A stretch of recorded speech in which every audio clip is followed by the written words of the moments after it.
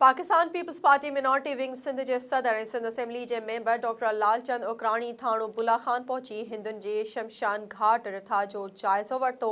Reporter Rashid नवाज़ मूजिब थाणे बुला खान तालके के हिंदू बिरादरी के शमशान घाट के हवाले से परेशानी हुई। उन मामले जो नोटिस वठंदे डॉक्टर लालचंद उकराणी कोशिश कई ऐं सिंध के अक़लियती मामलन वारी वज़ारत का शमशान घाट के स्कीम मंजूर कराई हुई।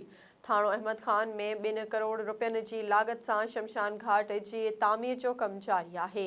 इन ॾस में डॉक्टर लालचंद उकराणी थाणो बुला खान पहुंची शमशान घाट के तामीराती कम जो जायज़ो वरितो। उन मौके ते नारायण दास थाणोराणी इम्तियाज़ मंगणहार ऐं ॿियनि अॻवाननि खेसि ब्रीफिंग ॾिनी। डॉक्टर लालचंद ॻाल्हाईंदे चयो त पीपी दौर में कोहिस्तान में रिकॉर्ड तरक़ियाती कम कराए विया आहिनि। हिंदू बिरादरी के मसइलनि के हल लाइ तरजीही बुनियादनि ते कदम खयां विया आहिनि। शमशान घाट की तामीर से गॾु कब्रिस्तान के चौदीवारी ॾियारण ऐं मंदिरनि की मरम्मत ऐं बहाली ते करोड़े रुपया ख़र्च कया विया आहिनि।